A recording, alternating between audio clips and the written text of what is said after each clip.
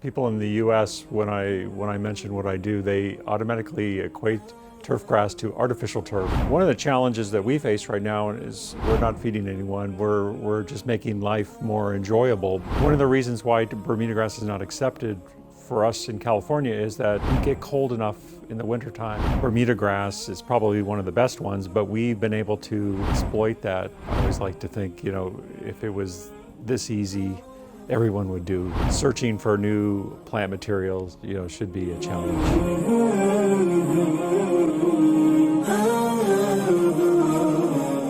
Assalamu alaikum wa rahmatullahi wa barakatuhu. Good evening, ladies and gentlemen. We're here at Jamia Binoria English podcast, Jamia Binoria Aalamia. This evening, we have with us a special guest from the United States of America, California, Dr. James Baird. And with us, we have Mufti Abdul Haadi from Houston, Texas.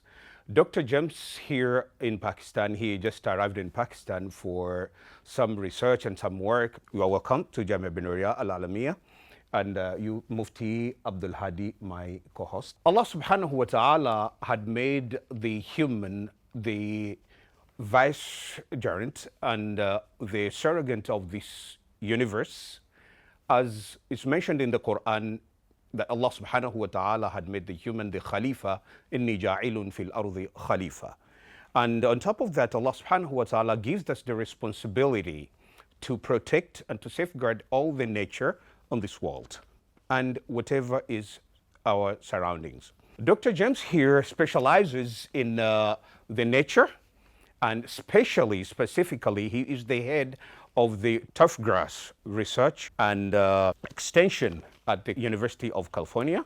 He will be sharing his experience with us and his ideas and what suggestions he has for us today, specifically in this region where we are living, and then more specifically in Karachi and interior Sindh. Thank you very much. It's a pleasure to be here. It's an honor to be here in Pakistan. It's an honor for us to have you here at Jamia Binoria. It has been a culture of Jamia Binoria that will always welcome all diversity and different peoples from different countries, specifically with the the students that we have here are the foreigners. If you look around in Pakistan or around the globe, I might say that in Islamic seminaries, the highest number of students and countries you'll find is in Jamia Binoria Aalamia. We have more than 70 countries of students residing, studying here and benefiting from the Jamia Binoria Aalamia. We welcome you again, and our students will be benefiting from you, from your experiences and all that your ideas that you have. And again, like as a researcher, what experience will you share with the students here? That will be very beneficial and very useful for us, specifically in their studies forward, because we're planning, or as Jamia Binoria Aalamia, it has been working on that, the green plantation and the climate change. As before, we had held a convocation for the students graduating from Jamia Binoria Aalamia under the umbrella of climate change. And we have a green plantation here, greenhouse, and all that mostly related to your research and related to your experiences. We will want some more advices from you as well again. Okay. My first question is, what led you into the research of turfgrass, and how does it play a role in its effectiveness to climate change? Many people that I know, including my children, I learned at a very young age what I wanted to do.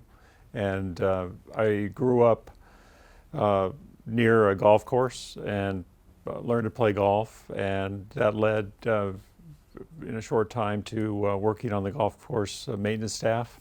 And so by age 16, I kind of knew that this is what I wanted to do with my career. So I wanted first to become a golf course superintendent or greenkeeper. And that's one thing kind of led to another. And as I often put it, the more I learned, the more I realized I did not know.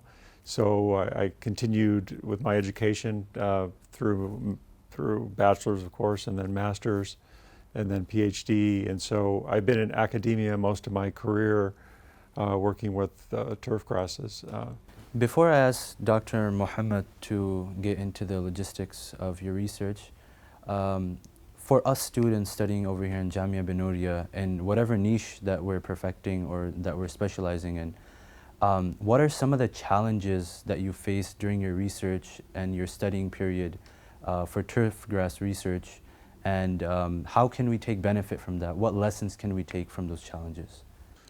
So, well, I think it's good to start with a definition of turfgrass, because oftentimes I find that people in the U.S., when I mention what I do, they automatically equate turfgrass to artificial turf, and because that's a term that's often used, and that's not necessarily what. Sometimes it's, I would consider, necessary evil, just because there's situations where, certain athletic fields where professional teams, college teams, high school teams, there's just so much play that they require that. But by and large, we're most interested, certainly from a climate change perspective and those types of things in natural turf grass. So turf grasses, by definition, are obviously grass plants, but they do two things that other grasses don't do, and they tolerate low mowing and traffic. And so a lot of times for us in the U.S., what I work with is primarily sporting activities, golf being the major driving force, but also athletic fields, parks, home lawns, these types of things. And so one of the challenges that we face right now is, especially I think from a climate perspective, is that generally the view of turf grasses are that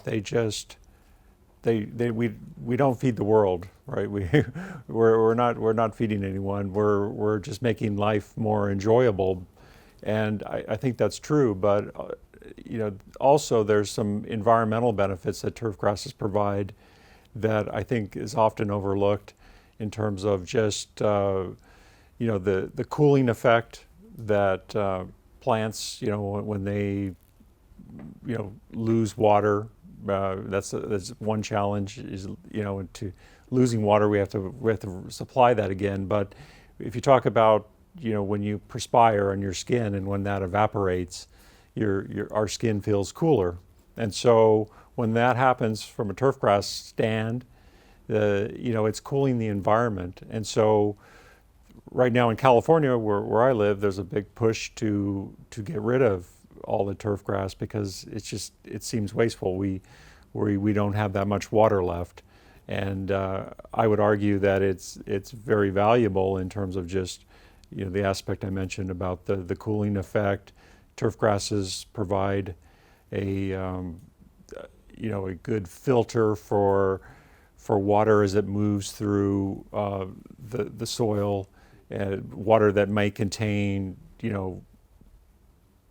things that we don't want to Feed that our we plants. might lose into the groundwater or in surface runoff. Turf is an effective way of capturing those things, and there are just literally millions of microorganisms in the turf rhizosphere, and those are very good at just chomping those things that are not necessarily good things, whether they be like pharmaceuticals or whatever you can think of that may not be good for the environment. And so that's another example of how turf is valuable. So the turfgrass that you're working on, or your area of research, what exactly made you choose the Bermuda grass? For us in California, again, this species is really, I think, it checks most all the boxes that we're looking for, and specifically for us, we're a state that's very characterized as a Mediterranean climate, so it's characterized by very warm summers, very little rainfall. We don't have the kind of monsoonal events that I've heard that I'm hearing about that you have in Pakistan. So it's largely just a a climate that we get very little natural precipitation.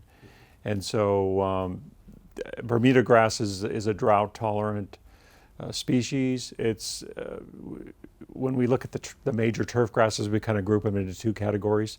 They're the cool season grasses and the warm season grasses.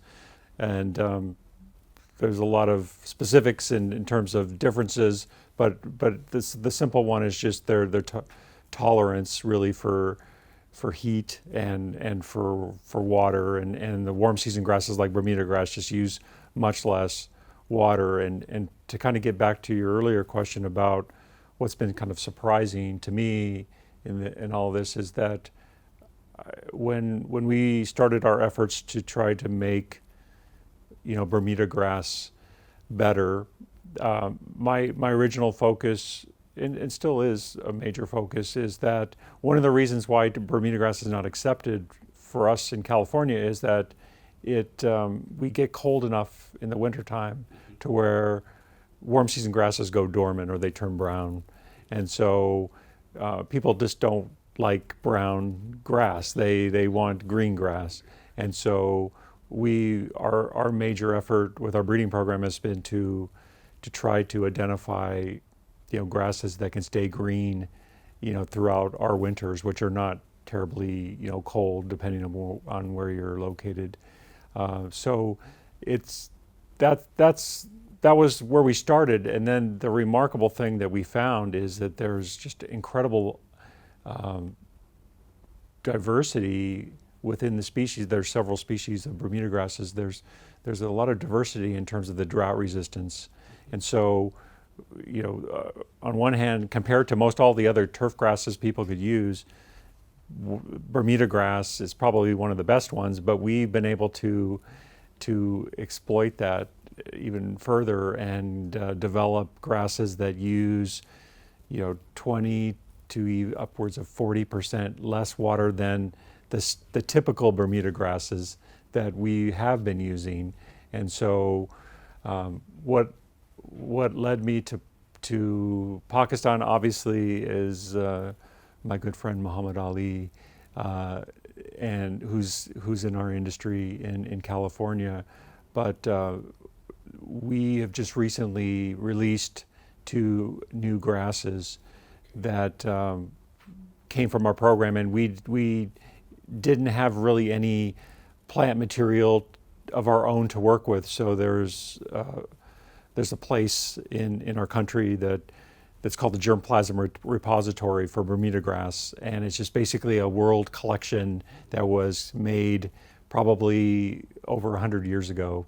And of course, when something's that old, it's probably a little mismanaged and things get lost or mixed up.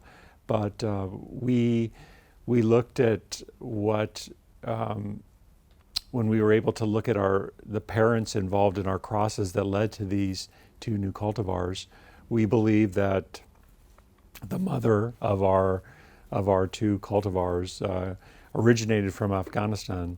And so this is kind of what led me to today to be here, is that we're in search of new grasses that are even more drought resistant, because for us it's a matter of, like I said, running out of water in California, that there's just no water available for a crop that, albeit important as you mentioned, but just not one that puts food on the table. It has other important uses as we spoke about, but it's an important species.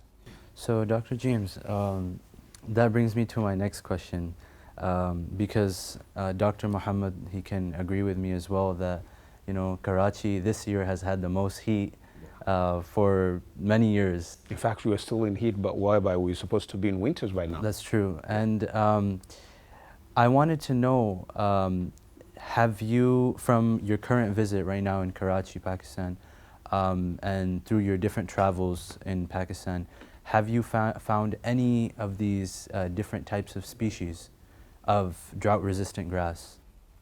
In fact, we have.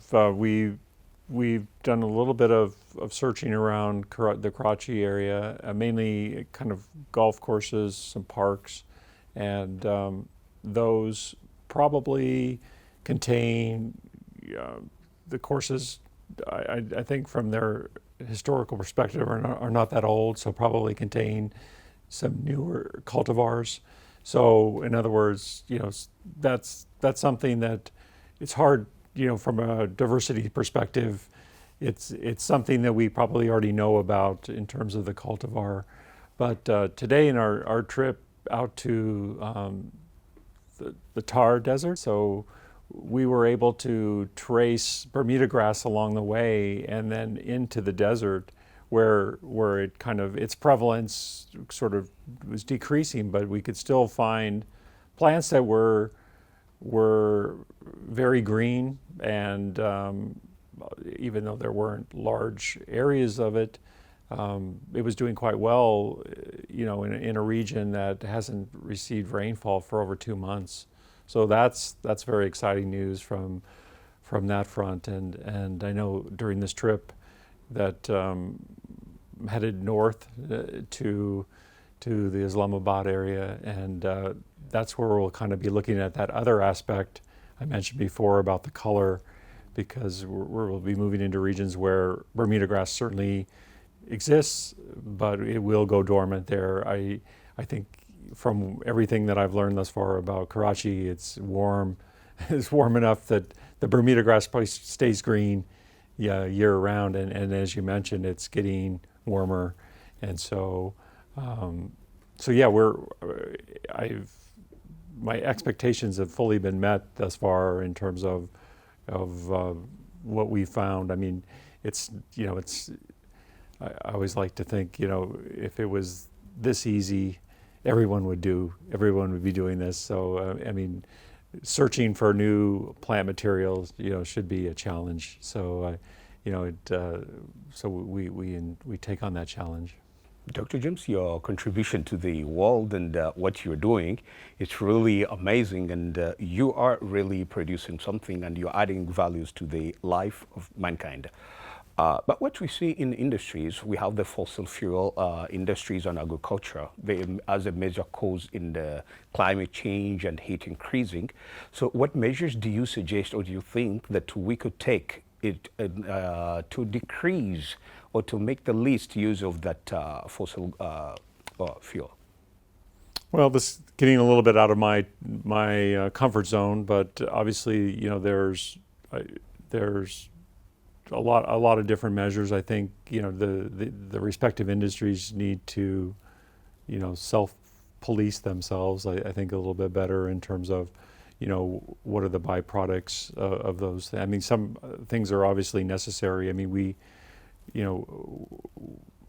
in my industry, especially in the U.S., I mean, turf is very intensively maintained, and therefore, when you intensively maintain, I think any plant, and especially turf grasses, they are prone to pests, and then obviously pests, need to be controlled, and so that kind of where the relationship could be to, industry, because we deal a lot with plant protectants, and the agrochemicals, and so there needs to be a balance there, right? So I think I'd like to think that our industry, at least as it pertains to turfgrass and agriculture in general, is doing that, but certainly, I'm sure we could all do better in that regard.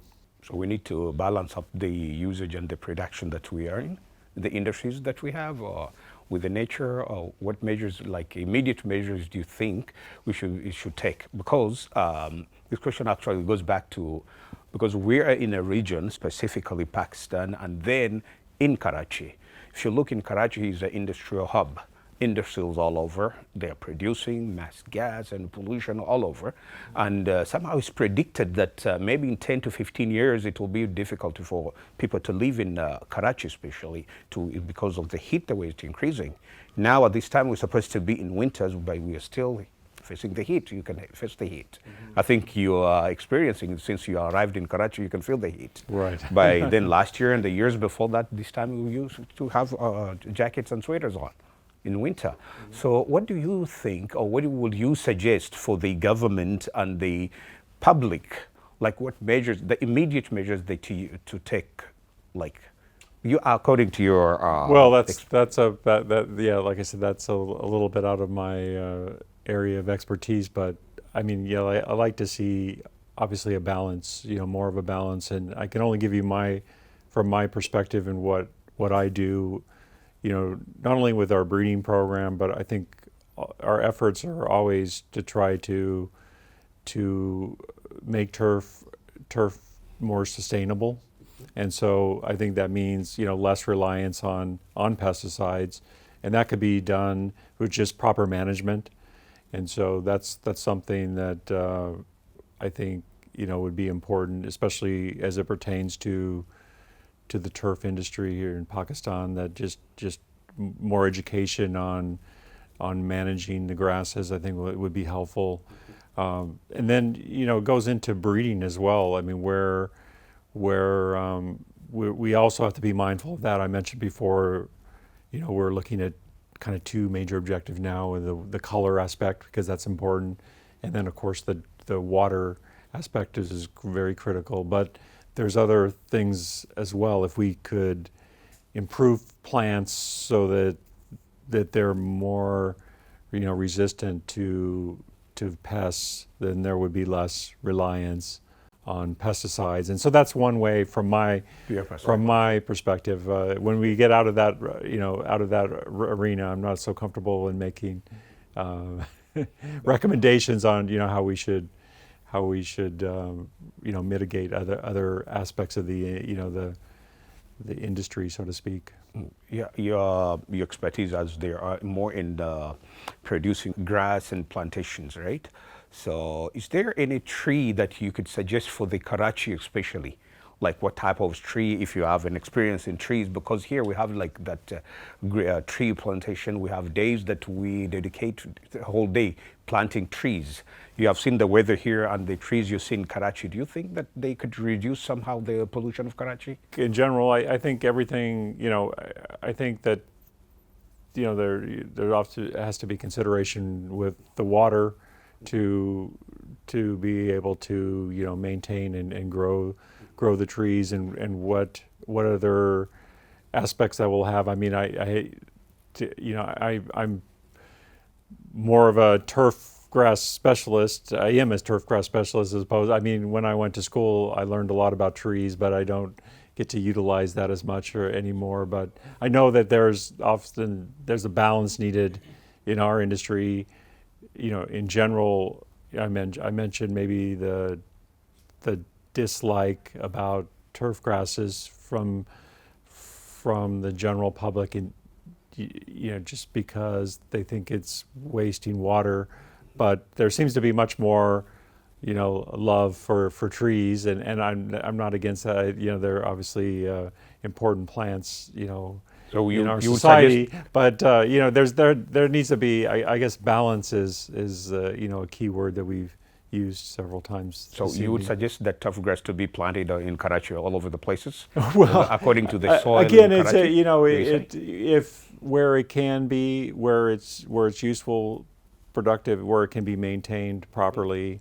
I mean, and obviously, I hope that our work leads to, that planting a grass that just doesn't require as much input in terms of management, but in terms of water or fertilizer, those sorts of things. But yeah, in general, I think, getting back to the broader... The Karachi here, the administration, they have the water, they have the manure to put in, the fertilizers, they have that. But I think they somehow lack of what type of grass that can be planted in Karachi. Because they keep on trying. I think you have been to some parks here like Mazar-e-Qaid. You have been to that place. You see, they try to keep it green, but somehow it dries up again. And they spend a lot on that. So do you think there is means like they should change the type of grass, or is there any grass that you could suggest that if they can give it a try?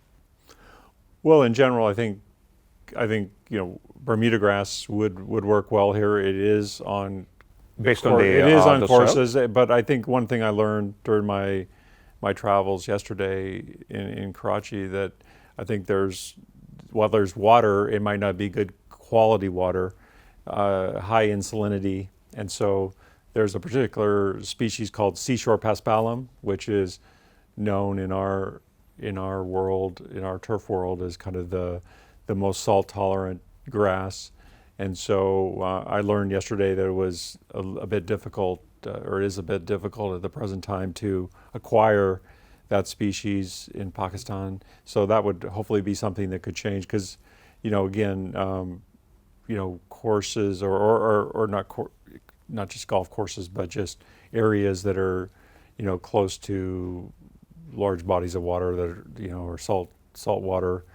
A lot of areas, like I'll give you an example. Hawaii is one where almost all the golf courses now are seashore paspalum, and so it works very well, considering that they have, they're greatly impacted by salt, and so Bermuda grass is fairly salt tolerant itself, and I saw some good Bermuda grass yesterday, but I think if we're talking about poor water quality, I think that's a species that could really be useful for the Karachi area.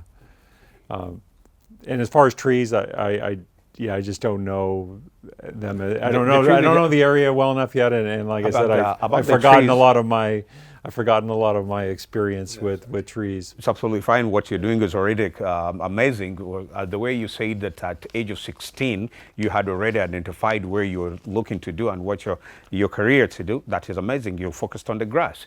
Of course, through the process of learning, everything of the plantations do come up. But since you have your major, so you focus on that. But the northern areas and the other areas apart from Karachi, like when you go to Punjab and the KPK, those areas, they have so many trees. Recently, Islamabad had been declared the second most beautiful natural city because of the trees and the green, the way it is. You get to see that as well. That's why I thought maybe you could have any suggestion so that Karachi could be once again, because Karachi used to be the capital of Pakistan. They then transferred it to Islamabad. So we have with us Mufti Abdul Haadi. What do you say? What do you have to say? Dr. James, I'm going to take a step back. So while you're at UC Riverside, University of California, Riverside, what irrigation system and key projects have you and your team been working on? And how can we make them applicable to the land of Pakistan? Yeah, so we've spoken thus far on a major segment of our program, which is the breeding genetics. So trying to make grasses better so they're more sustainable, use fewer inputs. So that's one aspect. There's another aspect that we work with, which I call kind of gets more along the line of industry, but it's still important, I think. And we just term it water conservation and salinity management, because we obviously battle water issues, but also salinity issues in our state as well. And so we've done some work with. There's a lot of different ways of tackling those issues. Like you mentioned, the irrigation system. One of the things that probably hasn't been utilized as much in California, when you talk about a state that is running out of water, is subsurface irrigation. I know that's something that some of my close colleagues have been working on their entire career, and I think it can work very well on fairly level areas of land. When you start getting into sloped areas, that it becomes more of a challenge for that sort of irrigation system. But when you think about it, the typical way to irrigate grass, it would be overhead sprinklers, and there's a lot of water loss. Of course, me as an academia, I will ask you again if you have any subjects or anything that you suggest for us, like you show that we can start spreading the awareness. Of course, we're already spreading the awareness of plantation, tree planting, and these are green. We have that, but especially like teaching to the students.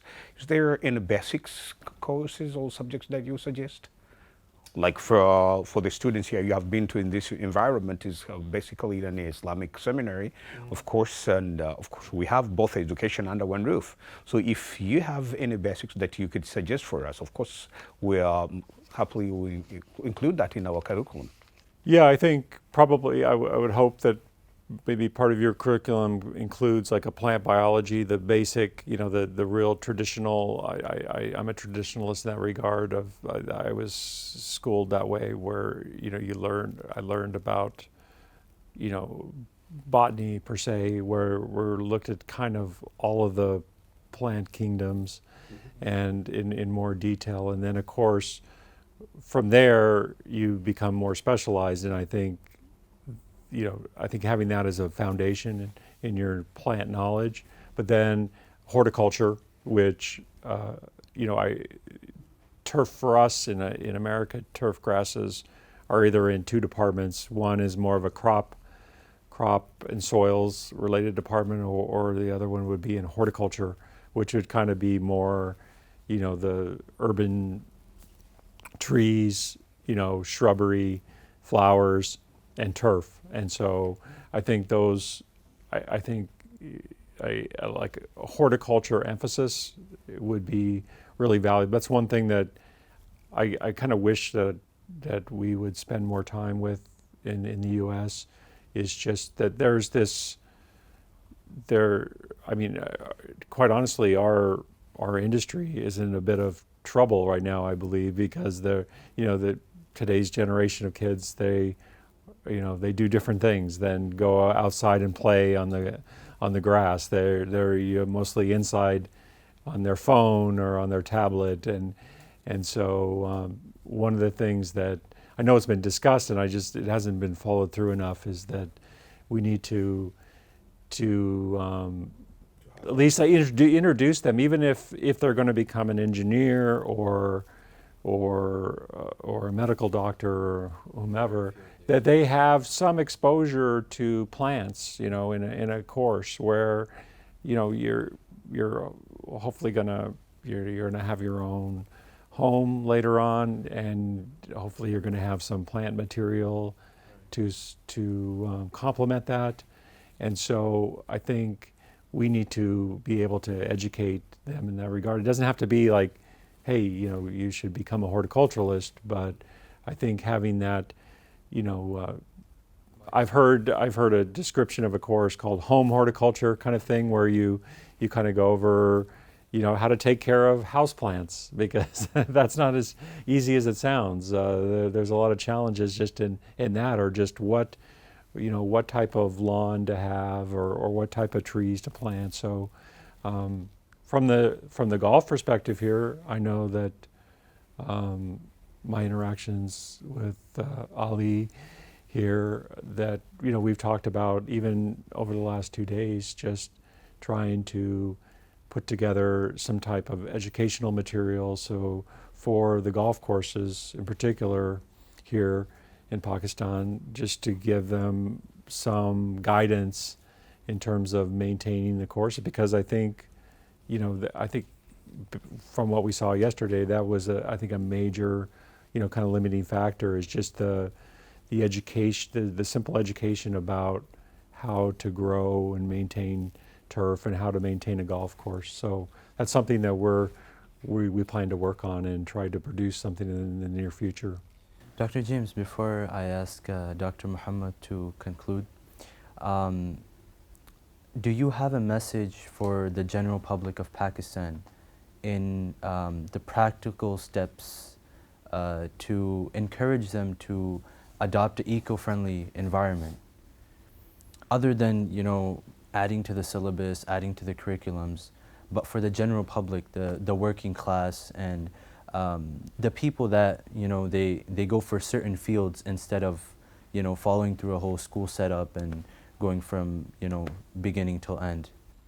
Right. Well, that's a challenging question. I think, from hopefully everyone has a little bit of exposure, or just would like to maybe make Pakistan a little greener, especially in the urban environment.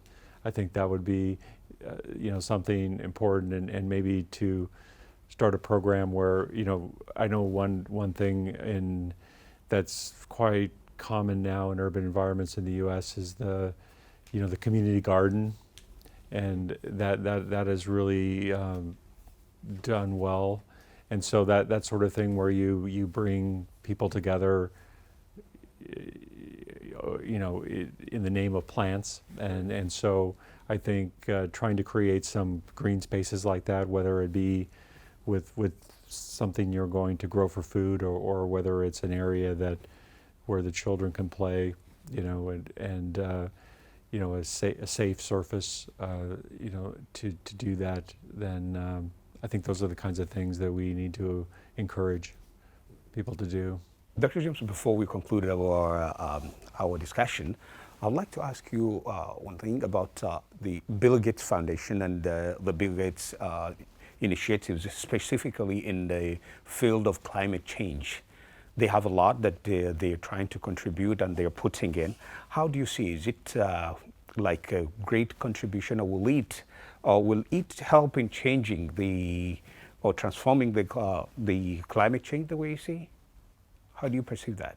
Well, I wish I knew more about that. I'm certainly aware of the foundation and the efforts, and I think the resources are certainly behind that. Okay. I think he's done So quite which well. means He's done quite well in his career. So I think we need more people like that who are concerned, because it's there's still, as you know, there's people in this world who claim it doesn't exist, but I would beg to differ there. From my experiences and my knowledge and what I know about science, so we certainly have to be aware of those things. So yeah, I would hope that there would be more efforts on that scale to help to mitigate what's going on, and save our planet, right? Thank you very much, Dr. James, for being with us at Jamia Binoria Aalamia. Again, we welcome you in Pakistan. And Mufti Abdul Haadi, thank you very much for being with us this evening. We wish you all the best in Pakistan. Thank you. Thank you for having me.